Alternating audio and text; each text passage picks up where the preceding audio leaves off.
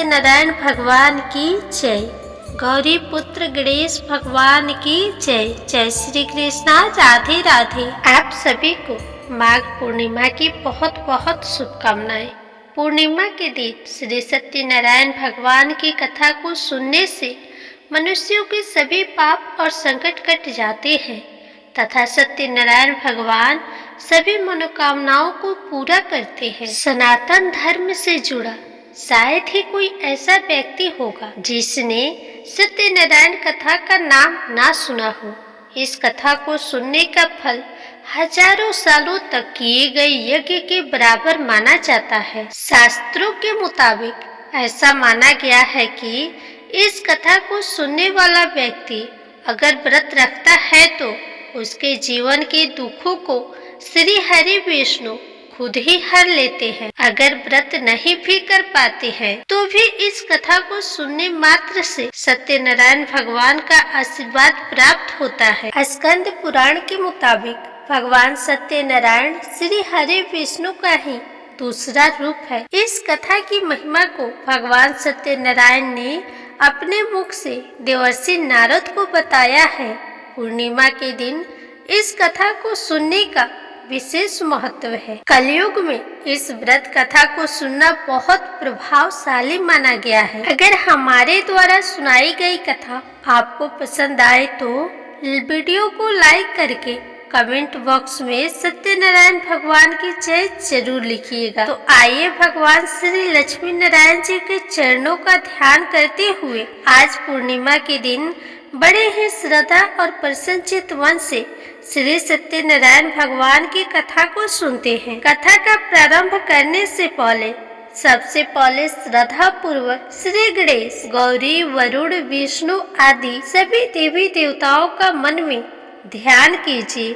तो प्रेम से बोलिए गणपति महाराज की जय, सत्यनारायण भगवान की जय, सर्व देवी देवताओं की जय। श्री सत्यनारायण व्रत का पहला अध्याय था। एक समय नैमिषारण्य तीर्थ में शौनक आदि 88,000 ऋषियों ने श्री सूत जी से पूछा, हे सूत जी, हे वेद वेदांग के ज्ञाता, इस कलयुग में वह कौन सा व्रत तप है जिसको करने से मनवांचित फल मिलता है।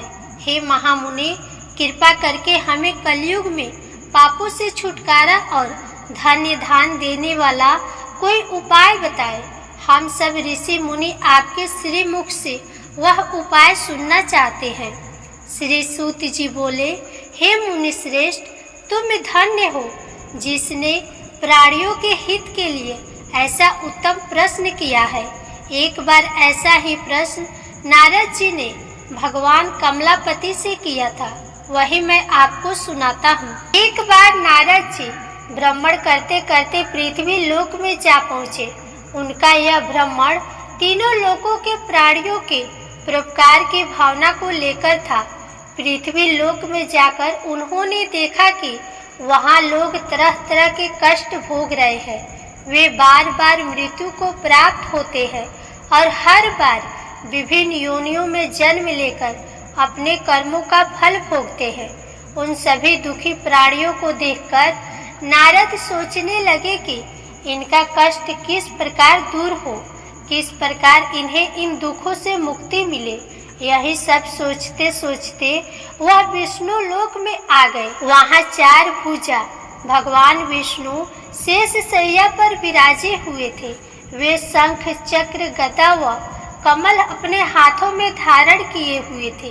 उनके गले में वनमाला पड़ी थी। नारद जी ने मुग्ध भाव से उन्हें देखा, फिर बोले, हे श्री हरि, मन और वाणी से परे हे अनंत शक्तिधारी, मैं आपको प्रणाम करता हूँ। हे प्रभु, आपका न आदि है, न मध्य है और न अंत है। आप इससे सर्वथा मुक्त है। हे सर्व आत्मा के आदिकरण, मैं आपको नमस्कार करता हूँ।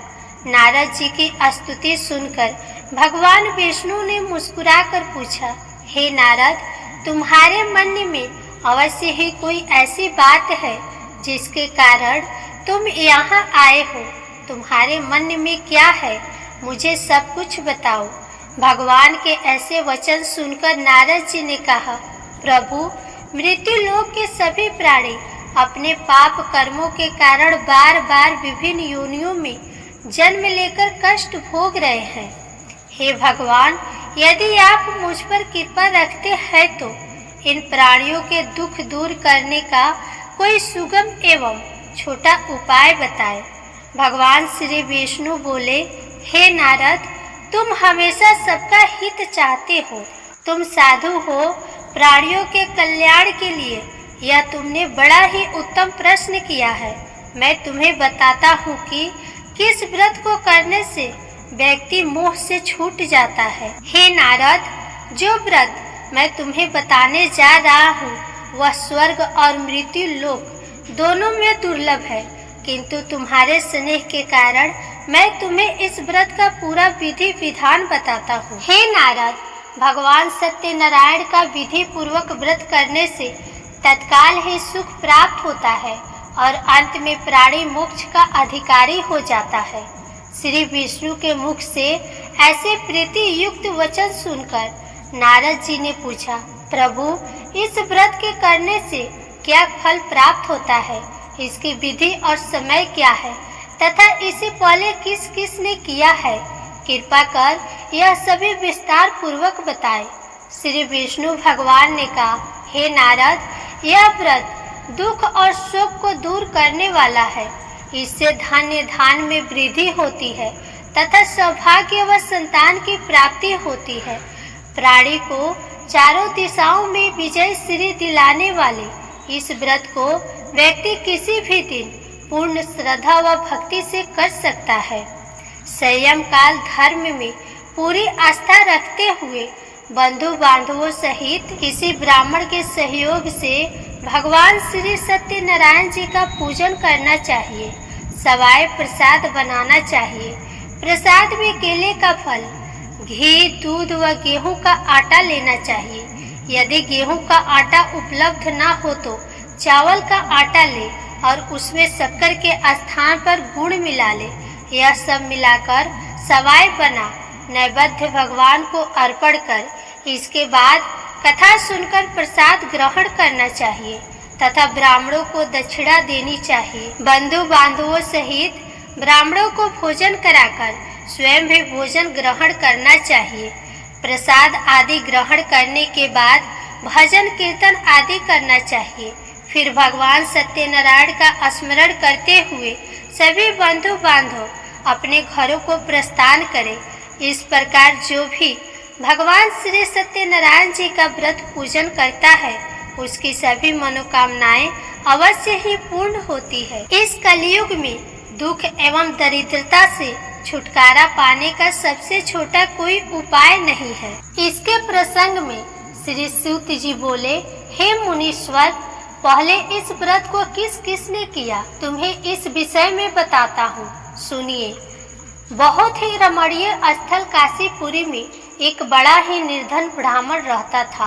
वह भूख प्यास से दुखी यहाँ वहाँ भटक भिक्षा मांगकर अपना पेट भरता था। इस ब्राह्मण को दुखी देखकर ब्राह्मणों से प्यार करने वाले भगवान विष्णु बड़े व्यथित हुए। फिर एक दिन वे बूढ़े ब्राह्मण का वेश धारण कर पृथ्वी पर आकर उस ब्राह्मण से बोले, हे विप्रवर, तुम इतने दुखी होकर इस पृथ्वी पर क्यों भटक रहे हो? कृपा कर मुझको अपनी विपदा बताओ। ब्राह्मण बोला, हे बंधु, मैं अत्यंत ही निर्धन और दुखी हूँ। क्या आप इस निर्धनता से मुक्त होने का कोई उपाय जानते हैं? यदि जानते हैं तो कृपा कर मुझको बताएं। मैं वह उपाय अवश्य ही करूँगा ताकि मुझे इस कष्टपूर्ण जीवन से मुक्ति मिले। बूढ़े ब्राह्मण ने कहा, सत्यनारायण स्वरूप भगवान विष्णु सबको मनचाहा फल देने वाले हैं। अतः हे विप्रवर, तुम उन्हीं का उत्तम व्रत व पूजन करो। भगवान सत्यनारायण का व्रत व पूजन करने से मनुष्य के सब दुख दूर हो जाते हैं। हे भगवान, गरीब ब्राह्मण ने कहा, कृपा मुझे इस व्रत का विधि विधान बताएं। आपके अनुसार मैं उत्तम फल प्रदान करने वाले इस व्रत को अवश्य ही करूँगा। बूढ़े ब्राह्मण वेशधारी भगवान विष्णु ने उसे सत्यदेव भगवान के व्रत पूजन का विधान बताया और अंतर्ध्यान हो गए। निर्धन ब्राह्मण ने मन ही मन में संकल्प लिया कि वह बूढ़े ब्राह्मण द्वारा बताया गया व्रत अवश्य करेगा। इन्हीं विचारों के कारण उसे रात भर नींद नहीं आई। दूसरे दिन वह इस संकल्प के साथ भिक्षाटन के लिए निकला कि आज जो कुछ भी भिक्षा में मिलेगा उससे मैं सत्यनारायण जी का व्रत पूजन करूंगा। उस दिन उसे भिक्षा में काफी द्रव्य प्राप्त हुआ। उसी से उस ब्राह्मण ने अपनी बंधु बांधवों सहित श्री सत्यनारायण भगवान का व्रत किया। व्रत के प्रभाव और भगवान सत्यदेव की कृपा से वह संपत्तिवान हो गया। तब से उस ब्राह्मण ने प्रति माह व्रत रखना आरंभ कर दिया और अंत में सब पापों से मुक्त हो मोक्ष को प्राप्त हुआ। हे विप्रो, इस प्रकार पृथ्वी पर जो कोई भी श्रद्धा पूर्वक इस व्रत को करेगा उसके सभी दुख दूर होंगे। श्रीमन नारायण जी ने यही वचन नारद जी से कहे थे। अब आप लोग बताइए कि और क्या जानने की इच्छा है।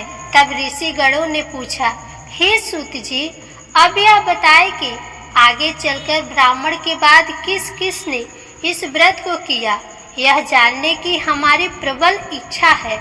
सूत जी बोले, उस ब्राह्मण से सुनकर आगे यह व्रत किन किन लोगों ने किया यह भी ध्यान पूर्वक सुनो। वह ब्राह्मण धन्य धान से भरपूर होकर एक बार व्रत कर रहा था कि एक लकड़हारा वहां आया। लकड़ी का बोझ बाहर रखकर वह प्यास बुझाने के उद्देश्य से ब्राह्मण के घर में गया।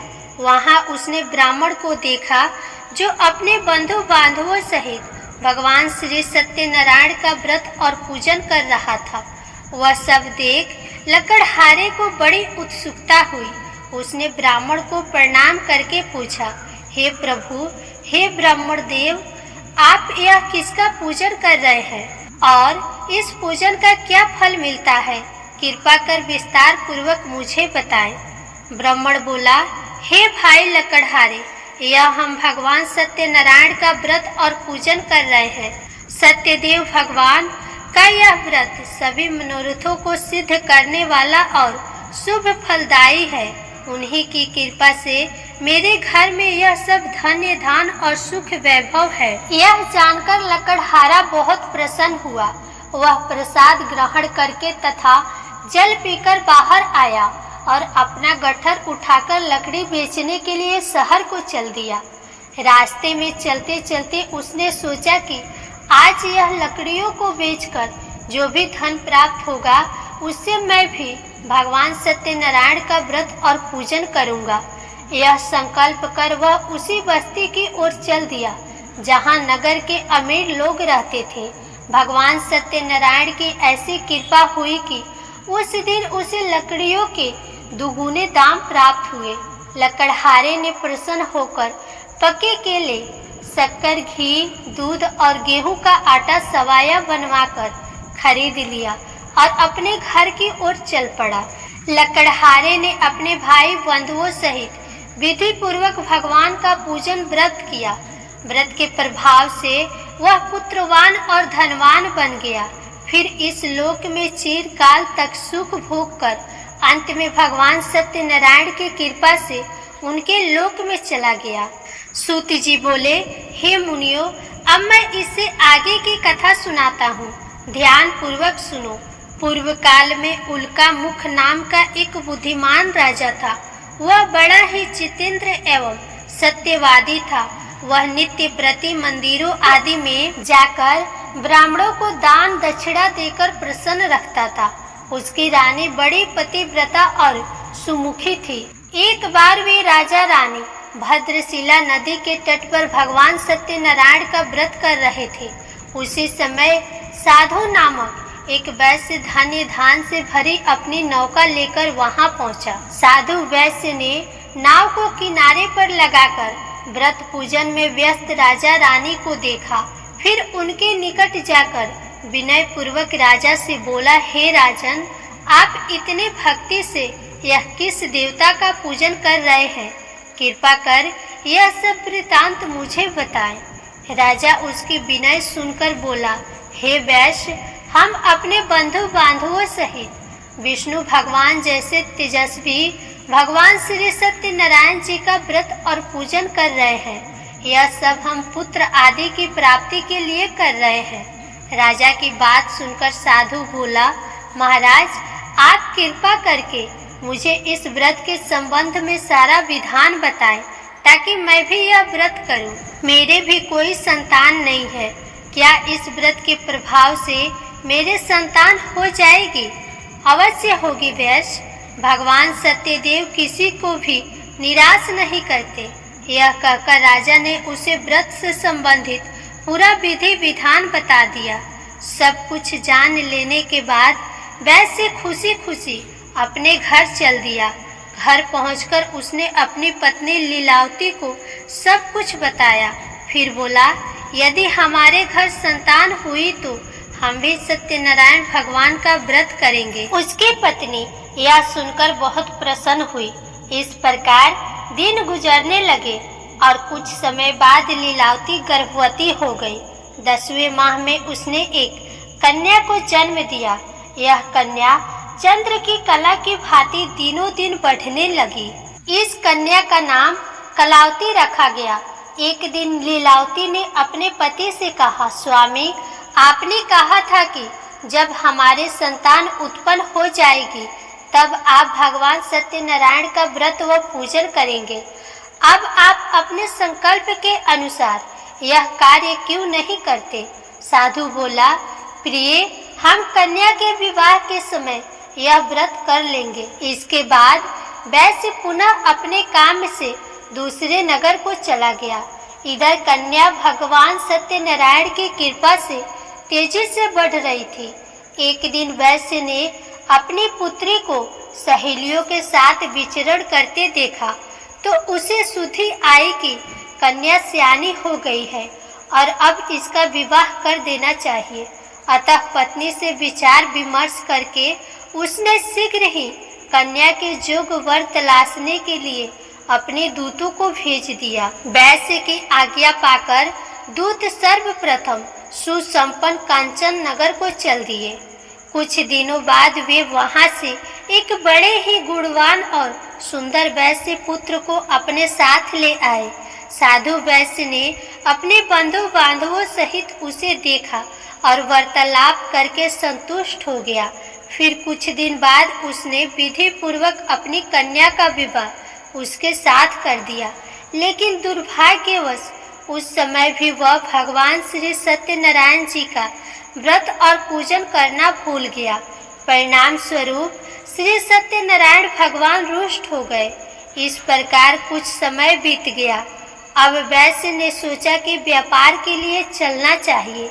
अपने कार्य के प्रति वह सदा ही सचेत रहता था। अतः अपने जमाता को लेकर वह व्यापार के लिए चल दिया। इस बार वह समुद्र के समीप रतनसार नामक सुंदर और संपन्न नगर को गया। वहां जाकर वह अपने जमाता के साथ व्यापार में व्यस्त हो गया।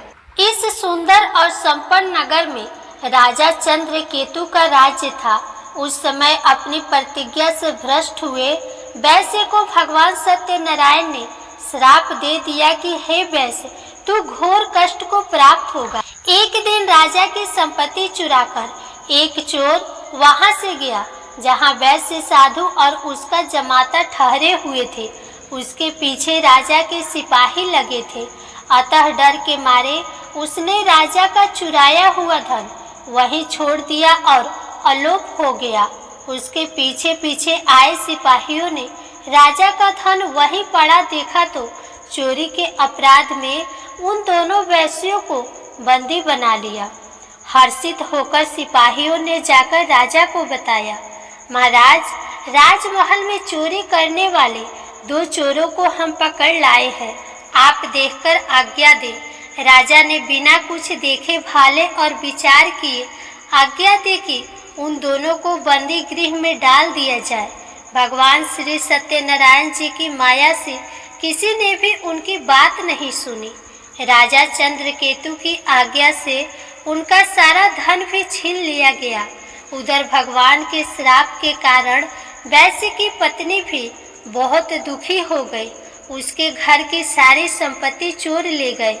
वह शरीर से रुगड़ होकर चिंतित अवस्था में अन्न के लिए घर घर भटकने लगी। पहनने ओढ़ने की क्या कहे, घर में खाने को अन्न का दाना तक नहीं रहा। ऐसा ही हाल उसकी पुत्री कलावती का भी था। एक दिन भूखी प्यासी कलावती एक ब्राह्मण के यहाँ गई, जहाँ उसने भगवान सत्यनारायण जी का व्रत व पूजन होते देखा। उसने वहाँ बैठकर बड़ी श्रद्धा से कथा सुनी और प्रसाद लेकर रात को अपने घर लौटी। घर आने पर उसकी माँ ने पूछा, बेटी इतनी रात गए तक तू कहाँ थी तथा तेरे मन में क्या है? कलावती ने माँ को बताया, मैंने एक ब्राह्मण के घर पर सभी मनोकामनाओं को पूर्ण करने वाले भगवान सत्यनारायण का व्रत होते देखा है। मैं भी वही थी और श्रद्धा पूर्वक कथा श्रवण कर रही थी। कन्या की बात सुनकर वैश्य की पत्नी को तत्काल स्मरण हो आया कि उसके पति ने व्रत करने का संकल्प लिया था, किंतु आज तक व्रत नहीं किया। उसने सोचा कि संभव है, इसीलिए हम पर यह कष्ट आ गए हो। यह सोचकर उसने तत्काल निर्णय लिया कि अपनी पुत्री के साथ वह भी इस व्रत को करेगी। दूसरे ही दिन लीलावती ने अपने बंधु बांधवों के साथ व्रत किया और भगवान सत्यदेव से प्रार्थना की कि उसके पति व जमाता शीघ्र लौट आए और प्रभु सत्यनारायण उनके अपराध को क्षमा करे। लीलावती द्वारा किए गए व्रत और उसकी प्रार्थना को सुनकर भगवान सत्यदेव प्रसन्न हो गए। उसी रात उन्होंने स्वप्न में राजा चंद्रकेतु को दर्शन देकर आज्ञा दी कि हे राजा, सवेरा होते ही उन दोनों वैश्यों को मुक्त कर दे तथा उनका छीना हुआ धन भी लौटा दे। यदि ऐसा नहीं करेगा तो मैं धन और पुत्रों सहित तेरे राज्य का नाश कर दूंगा। इतना कहकर भगवान अंतर्ध्यान हो गए। सुबह राजा की आंखें खुली तो उसने सभी सभासदों को अपने स्वप्न के विषय में बताया। फिर आदेश दिया कि चोरी के अपराध में बंदी उन वैश्यों को तत्काल छोड़ दिया जाए और हमारे समक्ष लाया जाए। सिपाही आदर सहित उन दोनों को राजा के समक्ष ले आए। दोनों ने नम्रता से राजा को नमस्कार किया। वे डर रहे थे कि राजा न जाने अब क्या आज्ञा दे दे, लेकिन उन्हें देखकर बड़े ही आदर भाव से राजा ने कहा, भगवान ने आपको कष्ट दिया है, किंतु अब डरने की कोई बात नहीं है। यह कहकर राजा ने बेड़ियां कटवाकर उनकी हाजामत वगैरह बनवाई और गहनों वस्त्रों से उन्हें अलंकृत कर उनकी प्रशंसा की। उनका जो धन छीना था उससे दुगुना उन्हें देकर विदा किया। दोनों ने राजा को प्रणाम किया तथा धन लेकर खुशी खुशी अपने घर को चल दिए। सूत जी बोले, इस प्रकार साधु नामक वैश्य मंगल स्मरण करके और ब्राह्मणों को दक्षिणा आदि देकर अपने घर चल दिया। अभी वह कुछ ही दूर चला था कि भगवान सत्यनारायण ने साधु वैश्य को मनोवृत्ति जानने के उद्देश्य से दंडी का वेश धारण कर उससे पूछा, हे वैश्य, तेरे नाव में क्या है? धन के मद में चूर वैश्य ने कहा, हे दंडी स्वामी, क्या तुम्हें मुद्रा चाहिए? मेरी नाव में तो बेल पत्र भरे हैं।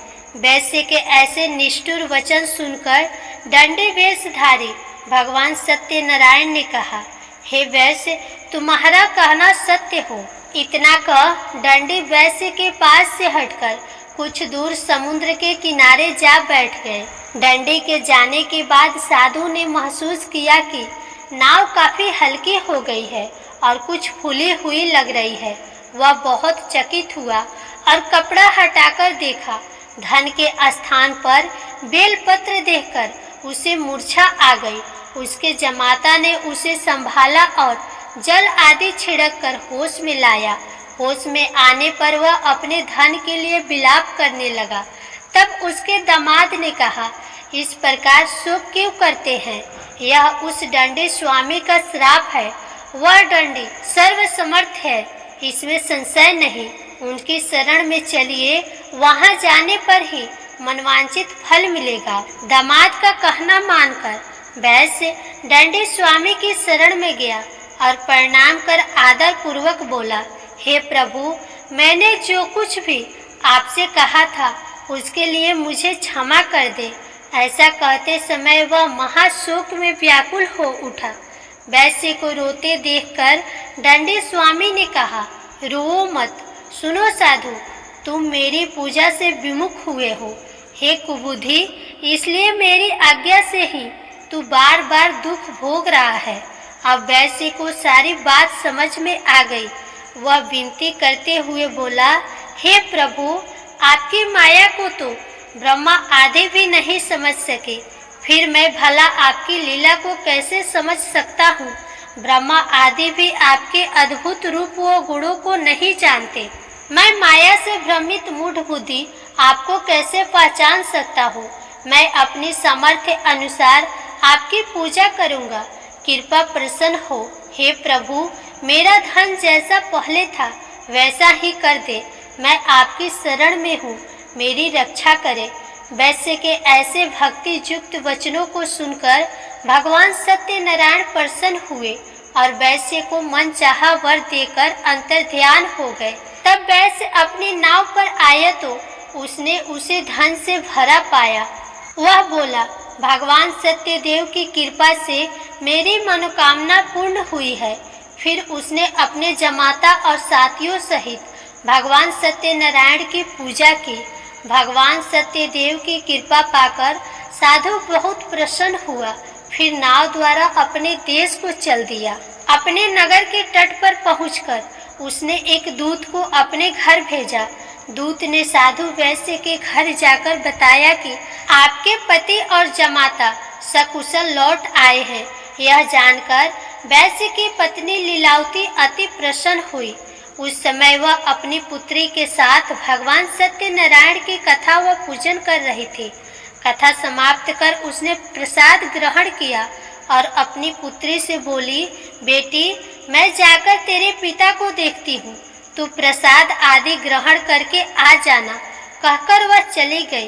कन्या ने काम समाप्त किया और बिना प्रसाद व चरना अमृत ग्रहण किए वह भी अपने पति से मिलने चल दी। प्रसाद ग्रहण न करके वह पति के पास पहुंची। इस प्रकार प्रसाद का अपमान करते देख भगवान सत्यदेव रुष्ट हो गए।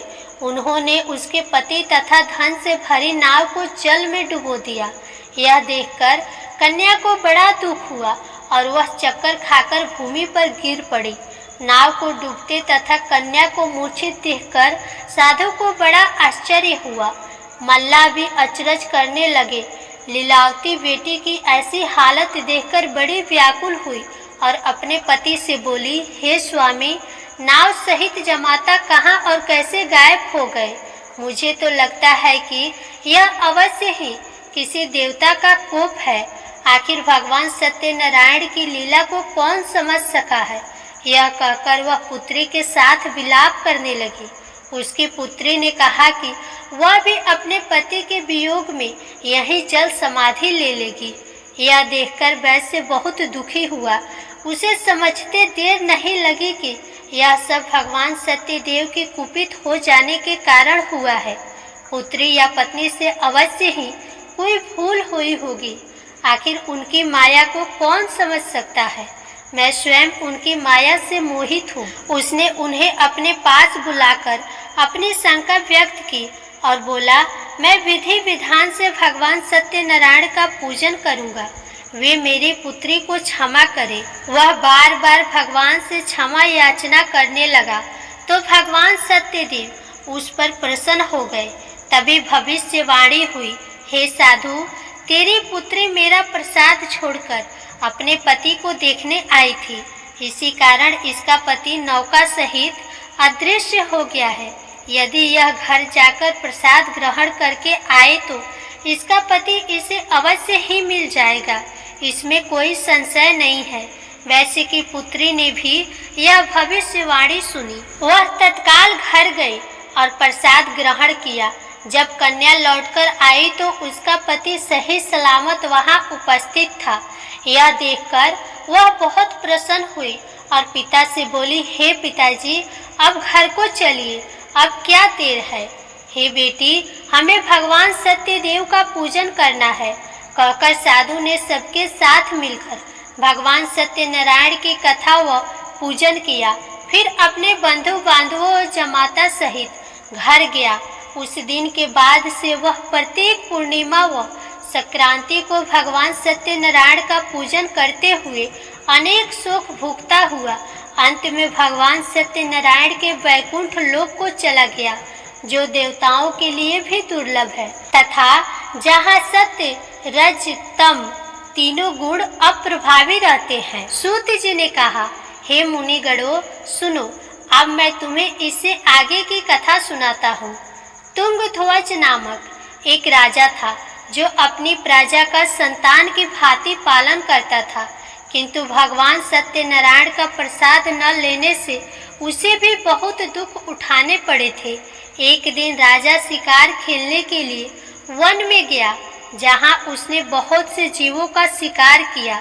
वहीं एक वट वृक्ष के नीचे उसने कुछ ग्वालों को भगवान सत्यनारायण का पूजन करते देखा, किंतु गर्व के कारण न तो वह पूजन स्थल तक गया और न ही भगवान को प्रणाम किया। फिर भी गोप ग्वाले प्रसाद लेकर राजा के पास गए। प्रसाद राजा के समीप रखकर वे पूजन स्थल को लौट गए। राजा ने प्रसाद की ओर देखा भी नहीं, जिसके कारण उसे बड़ा ही दुख भोगना पड़ा। उसके 100 पुत्र, धान्य व राज्य सभी कुछ नष्ट हो गए। अतः राजा वहीं पहुंचा जहां भगवान सत्यदेव का पूजन हो रहा था। वहां जाकर राजा ने ग्वाल वालों के संग भगवान सत्यनारायण का पूजन किया और क्षमा याचना की। इससे भगवान सत्यनारायण प्रसन्न हो गए। उनकी कृपा से उसे पुत्र आदि सब कुछ पुनः प्राप्त हो गया। फिर इस जीवन में सुख भोग कर अंत में वह सत्यनारायण भगवान के लोक को चला गया।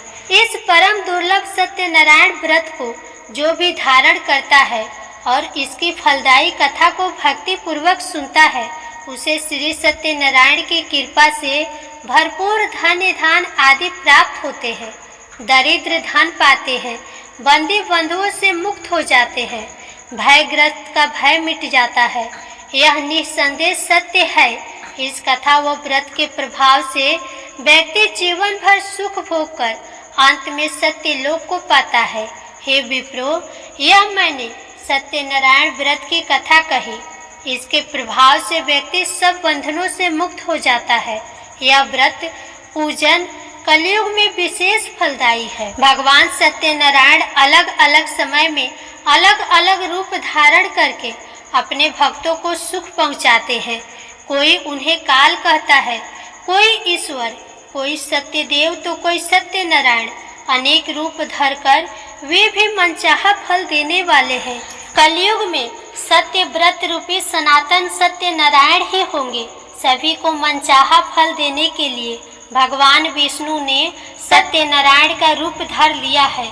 हे मुनिगण, जो इस कथा का नित्य पाठ करेंगे अथवा सुनेंगे, श्री सत्यनारायण की कृपा से उनके समस्त पाप नष्ट हो जाएंगे। सूत जी बोले, हे मुनीश्वरों, जिन्होंने सत्यनारायण का व्रत पहले किया था, उनके अगले जन्म की कथा सुनाता हूँ, सुनो। महान बुद्धिमान शतानंद ब्राह्मण सुदामा हुआ और श्री कृष्ण की आराधना कर मोक्ष को प्राप्त हुआ। लकड़ी बेचने वाला लकड़हारा भील गुहराज बना और श्री राम जी की सेवा कर मोक्ष का अधिकारी हुआ। राजा उल्का मुख महाराज दशरथ हुए और श्री रंगनाथ की पूजा कर वैकुंठ वासी हुए। साधु वैश्य से सत्य व्रतधारी मोरध्वज राज बना। वह आधा शरीर आरे से चीरकर दान देने के कारण मोक्ष को प्राप्त हुआ। राजा तुंगध्वज स्वयंभू मनु हुए। वे सभी को वैष्णव पथ पर लाकर भगवत बना वैकुंठ को गए। प्रेम से बोले श्री सत्यनारायण भगवान की जय। जय श्री हरि विष्णु।